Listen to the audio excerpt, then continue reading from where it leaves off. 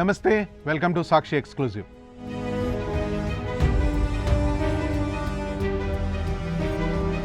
China చరిత్రలో కనీవిని ఎరుగని అతి భారీ స్థాయిలో వరదలు.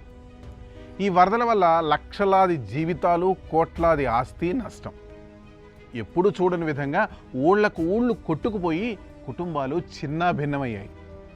గడిచిన 100 ఏళ్లలో ఇది పెద్ద వరద అని సోషల్ మీడియా కూడెక్కుస్తోంది. ఈ విపత్తు కేవలం చైనాకే పరిమితం కాదు, భారత్, పాకిస్తాన్ వంటి పొరుగు దేశాలతో పాటు ప్రపంచానికి కూడా ఓ భయంకరమైన హెచ్చరిక అని విశ్లేషకులు చెబుతున్నారు.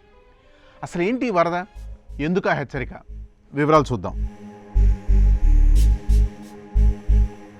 జూన్ 2025లో దక్షిణ చైనా, మధ్య ఈశాన్య ప్రాంతాల్లో గ్వాంగ్డాంగ్, గ్విజౌ హ్యువాన్, అంచుయ్, గ్వాంగ్జీ, ఫుజియాన్, లియాంగ్వింగ్ వంటి 26 ప్రావిన్సులలో భారీ వర్షాలు కురిశాయి.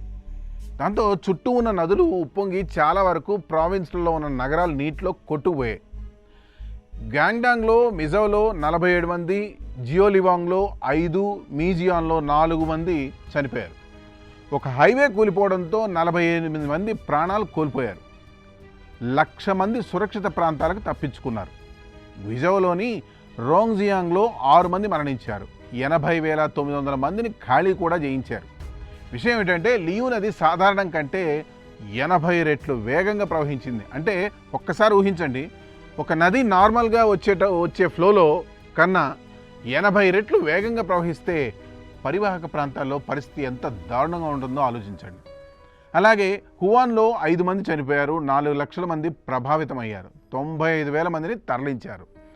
లీషుయి నది 1998 తర్వాత అతి పెద్ద వరదను ఇప్పుడే చూసింది. అంచుయిలో 10 లక్షల మంది, గ్వాంగ్జీలో 21,000 మంది, ఫూజియాన్లో 50,000 మంది బాధపడ్డారు. లియానింగ్లో 11 మంది చనిపోయారు, 14 మంది మిస్సింగ్. హువాన్లో ఒక ల్యాండ్ సైడ్లో 12 మంది మరణించారు. మొత్తానికి అధికారికంగా కనీసం ఒక 80 మంది ఇప్పటిదాకా చనిపోయారని, 74 లక్షల మంది ప్రభావితమయ్యారని చెబుతున్నారు. కానీ కొందరు సోషల్ మీడియాలో 26,000 నుండి 2 లక్షల మరణాలని పోస్ట్ చేస్తున్నారు. ఈ నెంబర్లు ఎంతవరకు నిజమో తెలియదు, కానీ పరిస్థితి చూస్తే మాత్రం ఇలానే ఉండొచ్చని పలువురు అభిప్రాయపడుతున్నారు. ఇదంతా ఒక ఎత్తు. అయితే ఈ వరదల్లో ఆస్తి నష్టం ఊహించలేనంత భయంకరంగా ఉంది.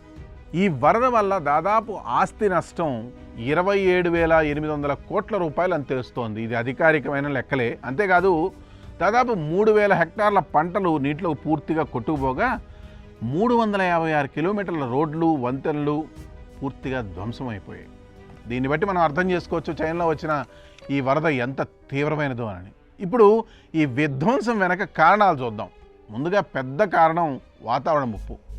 గ్లోబల్ వార్మింగ్ వల్ల ఉష్ణోగ్రత 1 డిగ్రీ సెల్సియస్ పెరిగితే గాల్లో 7% ఎక్కువ తేమ ఉంటుందని, ఇది భారీ వర్షాలను, తుఫాన్లు తెస్తుందని విశ్లేషకులు చెప్తున్నారు. ఇప్పుడు ఈ వర్షాలే ఈ చైనాలో ఈ డెల్టాలను నాశనం చేయడానికి దోహదపడ్డాయి. సోషల్ మీడియాలో కొందరు ఈ వరదలను 100 ఏళ్లలో ఒక్కసారి జరిగే విపత్తుగా చెప్తున్నారు, కానీ ఇవి ఇప్పుడు ఏటా వస్తున్నాయి. చైనాకి ఒక గ్లోబల్ వార్మింగ్ వల్లే ఇలాంటి వరదలు రాలేదు. చైనా తనకు తాను చేసిన తప్పు వల్ల కూడా ఇంతటి ఘోర కలికి కారణమైంది. స్పాన్ సిటీస్ ప్రోగ్రాం ద్వారా వరద నీటిని గ్రహించే నగరాలను నిర్మిస్తామని చైనా చెప్పింది. కానీ ఈ పథకాలు భారీ వర్షాలకు సరిపోవు. డ్యాంలు, నదుల సహజ కనెక్షన్లు తొలగించడం వల్ల వరద నీరు సహజంగా గ్రహించబడే అవకాశం తగ్గింది. అందుకే దాదాపు 2020 నుండి వరుసగా చైనాలో పెద్ద స్థాయిలో వరదలు వస్తున్నాయి. వచ్చిన వరదల నష్టాన్ని మాత్రం ప్రపంచానికి చాలా తక్కువ చేసి చూపుతుంది చైనా.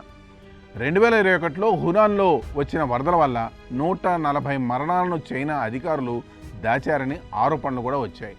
ఇప్పుడు కూడా నిజమైన మరణాల సంఖ్య ఎక్కువేనని సందేహాలు ఉన్నాయి. ఇది భారత్, పాకిస్తాన్లో కూడా జరగవచ్చు. ఒకవేళ మన గంగా, బ్రహ్మపుత్ర నదులు గనక ఇలానే ఉప్పొంగితే మన నగరాలు, గ్రామాలు పరిస్థితి ఏంటి? దానికి మనం సిద్ధంగా ఉన్నామా అన్నదే ఇప్పుడు $1 మిలియన్ ప్రశ్న. మామూలుగా చిన్నపాటి వర్షం వస్తేనే అల్లాడిపోతున్న మన నగరాలు పొరపాటున ఇంత పెద్ద విపత్తు కనుక వస్తే తట్టుకునే శక్తి ఉందా? కొంచెం ఆలోచించాల్సిన పరిస్థితే కదా. ఈ వరదలు భారత్, పాకిస్తాన్, బంగ్లాదేశ్లకు ఒక భయంకరమైన హెచ్చరిక అని చెప్పొచ్చు. మన దేశంలో గతంలో కేరళ, అస్సాం, హిమాచల్లో వరదలు వచ్చాయి. పాకిస్తాన్లో 2022లో వరదలు 1,700 మందిని చంపాయి.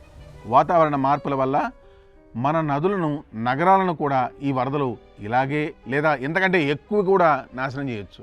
మన ప్రభుత్వాలు, మనం అందుకు సిద్ధంగా ఉన్నామా? ఈ విపత్తు మన ఇంటి ముంగిట వచ్చే ముందు ఏం చేయాలి?